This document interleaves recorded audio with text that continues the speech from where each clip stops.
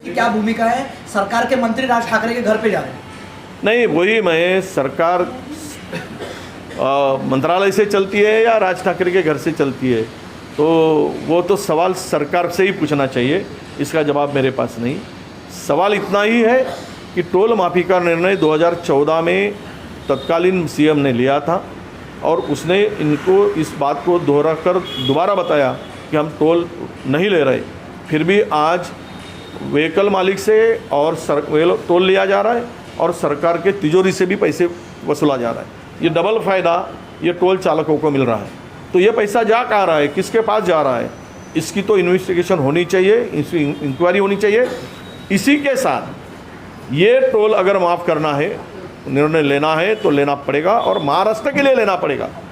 ये केवल ठाणे के लिए नहीं चलेगा, केवल ठाणा ही नहीं है तो महाराष्ट्र के लिए, ठाणे के साथ साथ महाराष्ट्र के लिए भी टोल माफ़ी का निर्णय आप लो।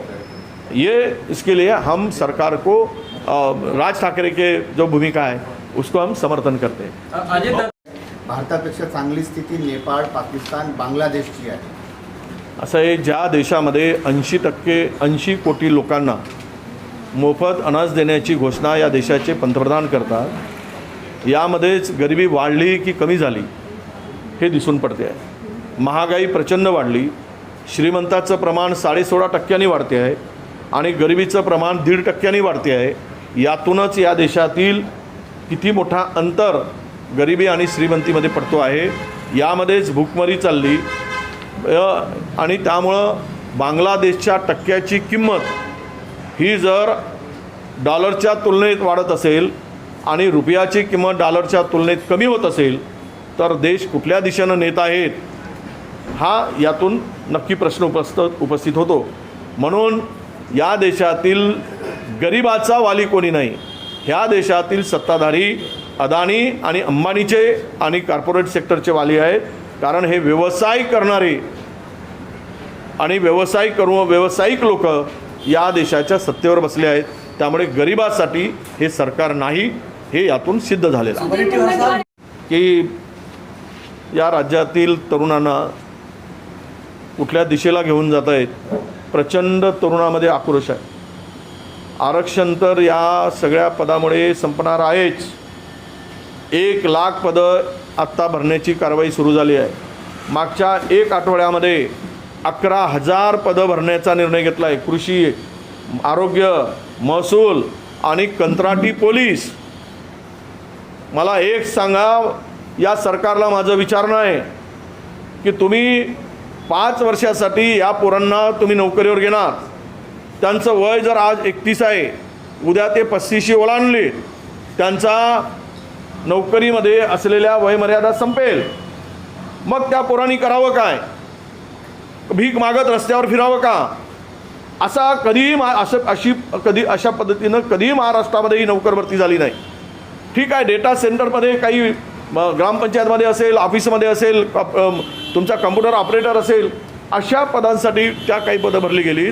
पण चक्क पोलीस 3,000 पोलीस भरावेत आणि खाजगी लोकांच्या हातात सुरक्षितता द्यावी, म्हणजेच हा राज्य उद्ध्वस्त करण्याचं पाप हे सगळे मिळून करत आहेत। याचा आम्ही निषेध करतो आणि तरुणांचा आक्रोश समजला नाही तर आजही आता जिल्ह्यामध्ये हे तरुण या सरकारला सत्तेतून बाहेर काढल्याशिवाय राहणार नाही। आणि आमची सरकार आली तर मी तरुणांना आश्वस्त करेल, हे जेवढे कंत्राट आहेत ते सर्व रद्द करू आणि शासकीय नोकर भरती करू, हे सुद्धा या ठिकाणी मी आश्वस्त करतो आहे। जोडून पाहता की यात्रा सुरू असताना नाही, जागर यात्रेचा कोण काढतो? सतत पक्ष बदलणारा माणूस जागर यात्रा ओबीसीचे काढतो। मला वाटतं की देशमुख कधी ओबीसी झालेत मलाच कळलं नाही। या राज्यातील ओबीसी देशमुख झालेत, आनंद आहे, म्हणजे काय करत असतील, पण त्यांना आता कुठली जबाबदारी नाही, त्यामुळे यात्रा सध्या लक्ष आपल्याकडे वळवून घेण्यासाठी काही लोक प्रयत्न करत आहेत। काल परवाच गेलेत, काल परवापर्यंत आमच्याबरोबर होते आणि तेच सांगतायत की आता अमुक जण येणार, तमुक येणार। आपण जायचा, आपल्या तोंडामध्ये शेण कोंबून घ्यायचं आणि दुसऱ्याच्या तोंडात घालायला लावायचं। हे नालायक कृती जे राज्यामध्ये काही लोक करत आहेत ते लोकांच्या लक्षात येत आहे। विषय काय आहे की काल परवा आमच्या ओबीसीचा जो उपोषण संपला, देवेंद्रजी उपोषण सोडून आले, मंत्रालयात मीटिंग झाली, मीटिंगचे मिनिट्स अद्याप मिळाले नाहीत. काय झालं हे ठरलं नाही. तुम्ही ते मिनिट्स दिले तर ओबीसीला तुम्ही आरक्षणाच्या संदर्भात तुमची भूमिका ही स्पष्ट होत नाही आहे. आणि उपोषण सोडून मला जे मीटिंगला गेलेत त्यांना मला विचारायचं आहे, बाबांनो हे मिनिट्स लवकर मिळण्यासाठी आणि त्यात काय सुचवलं आहे, काय लिहिलं आहे, काय त्या मिनिट्समध्ये आहे हे कळण्यासाठी सरकारवर आता नव्यानं बोलणी करा, मागणी करा. आम्ही मागणी करूच, पण मला ही दुर्दैव वाटतं की इतके 3 दिवसात जाहीर करणार असल्याचं सांगितलं होतं. आज 30 दिवस होत आहे, पण ते अजून मिळाले नाही. तर सरकारची भूमिका ओबीसीच्या संदर्भात काय असेल हा मोठा प्रश्न आहे. कंत्राट का दिला, 31 निवडणुकात तोंडावर आल्यात.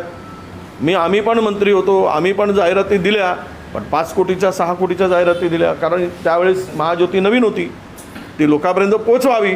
पण आता सगळीकडे महाज्योती, तिचा ऑनलाईन आपल्या सगळ्या गोष्टी आणि तिचा प्रसार झालेला आहे. 31 कोटी रुपये जर यावर खर्च होत आहेत आणि त्या विद्यार्थ्यांना या 31 कोटीचा जर फायदा दिला गेला असता अनेक मुलांना शैक्षणिक उपयोगी पडलं असतं. परंतु जाहिरातीवर खर्च करायचा आणि या ओबीसीच्या विद्यार्थ्यांना वाऱ्यावर सोडायचा, हे या विभागाचे मंत्री आणि या विभागाचं आता काम सुरू झालं आहे. काही त्या महाज्योतीमध्ये सुरू नाही. सर्व भ्रष्टाचार त्या पलीकडे त्या महाज्योतीमध्ये काही सुरू नाही. आणि कमिशन खाणं, जो निधी मी मंत्री असताना दिला तेवढा निधीसुद्धा आत्ता महाज्योतीला मिळालेला नाही. आम्ही मंजूर केलेले जेवढे वसतिगृह होते ते वसतिगृह एकही सुरू केले नाही. आम्ही घरकुलाची योजना ओबीसीची आणली, कॅबिनेटचा निर्णय मी मंत्री असताना घेतलेला होता, आमचं सरकार असताना. तो अजूनही अंमलबजावणी त्याची झाली नाही.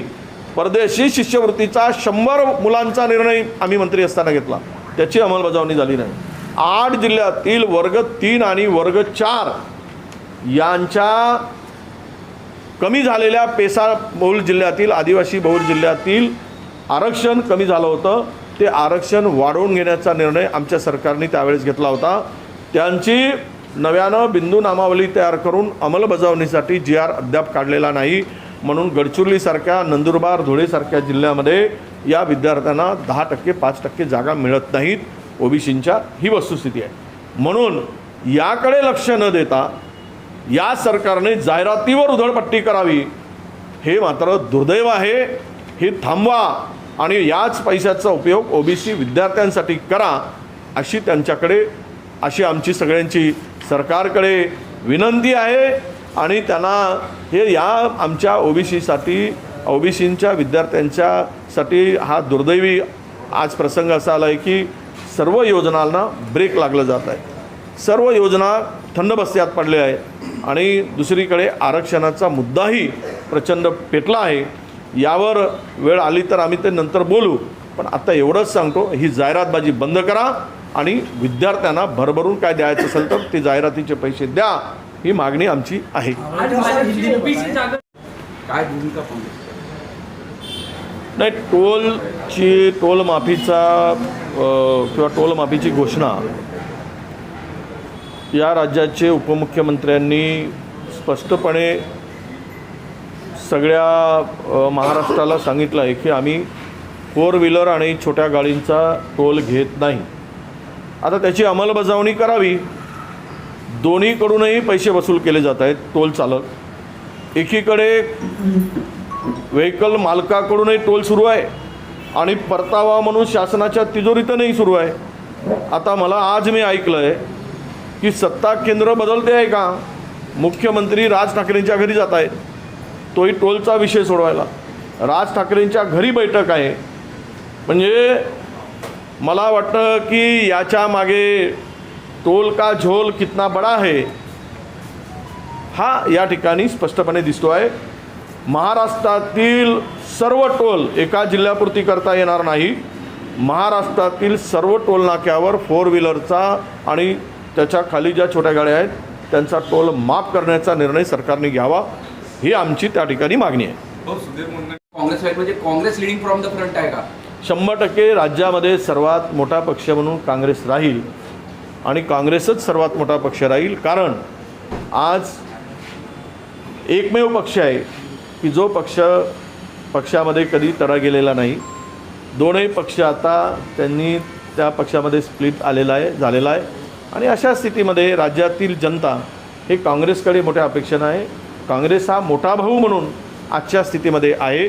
त्यामुळे आम्हाला विश्वास वाटतो की सर्वाधिक जागा काँग्रेसच्या येतील आणि काँग्रेसचा मुख्यमंत्री होईल असा आम्हाला विश्वास आहे. बहुत जरांगे पाटलांच्या काँग्रेस पक्ष सेना गेली 22 दिवस ओबीसीचा कार्यकर्ता त्या ठिकाणी टोंगे नावाचा उपोषणाला बसला होता. हा गप्पू सेना कुठे गेला होता? महाराष्ट्रामध्ये तरुणामध्ये प्रचंड असंतोष वाढलेला आहे. त्यावेळेस हा आम्हाला पप्पू सेना म्हणणारा हा गप्पू कुठे आहे याचं उत्तर त्यांनी द्यावं. त्याही पलीकडे जाऊन फार जोरात आवाज काढणारे आता जे आम्हाला पप्पू सेना म्हणत आहेत त्यांना मी विचारू इच्छितो की ज्यांना तुम्ही चोर चोर डाकू डाकू म्हणून बोंबललात त्यांच्या मांडीला मांडी घालून बसताना तुम्ही गप्पू सेना का झालात हा आमचा त्यांना प्रश्न आहे. चोरांचा आणि लुटेऱ्यांना मंत्रिमंडळात घेऊन ज्यांच्यावर 70,000 कोटीचा घोटाळ्याचा आहे, ज्यांच्यावर अनेक ईडीच्या चौकशा आहेत, ज्यांच्यावर अनेक प्रकारच्या भ्रष्टाचाराचे गंभीर आरोप आहेत आणि हे मी म्हणत नाही हेच बोंबलणारे होते, त्यांच्या मांडीला मांडी घालून बसणारे गप्पू सेना का झालेत याचं उत्तर त्यांनी द्यावं. नागपुरामध्ये एका इंजिनिअरिंग कॉलेजच्या मुलीवर कुऱ्हाडीचा धाक दाखवून तिच्यावर बलात्कार होतो त्या आमच्या भगिनीवर आणि तिथे यांना आरोपी शोधता येत नाही, आरोपी भेटत नाही, त्याचं स्क्रेच काढून त्याला सगळीकडे फिरवावं लागतं आणि आरोपीचा शोध घ्यावा लागतो. यामध्ये गप्पू कोण आहेत हे आता दिसते आहे. यांची फाटलेली तोंडं आता शिलून का झाली याचं उत्तरसुद्धा यांनी दिलं पाहिजेत. दुसऱ्याला म्हणण्यापेक्षा स्वतःच्या खाली जागून बघा. गांधी नावाची दहशत यांना एवढी झालेली आहे की आज देशातलं चित्र केवळ राहुल गांधीमुळे बदलतो आहे. देशातील सत्तांतर राहुल गांधींच्या मेहनतीमुळे, कष्टामुळे आणि लोकांच्या विश्वासामुळे आज बदलत चाललेला आहे आणि यांच्या पायाखालची वाळू घसरली आहे. त्यामुळे हिनवण्याचं काम हे करतायत. पण महाराष्ट्रात यांना आता स्थान राहणार नाही. महाराष्ट्रातून यांची हद्दपारी 100% होणार. यामुळे हे या पद्धतीचं वक्तव्य करत आहेत. काय भूमिका काँग्रेस? नाही, टोल माफीचा किंवा टोल माफीची घोषणा या राज्याचे उपमुख्यमंत्र्यांनी स्पष्टपणे सगळ्या महाराष्ट्राला सांगितलं आहे की आम्ही 4 व्हीलर आणि छोट्या गाडींचा टोल घेत नाही. आता त्याची अंमलबजावणी करावी. दोन्हीकडूनही पैसे वसूल केले जात आहेत. टोल चालक एकीकडे व्हेकल मालकाकडूनही टोल सुरू आहे आणि परतावा म्हणून शासनाच्या तिजोरीतनंही सुरू आहे. आता मला आज मी ऐकलं आहे की सत्ता केंद्र बदलते आहे का? मुख्यमंत्री राज ठाकरेंच्या घरी जात आहेत, तोही टोलचा विषय सोडवायला. राज ठाकरेंच्या घरी बैठक आहे.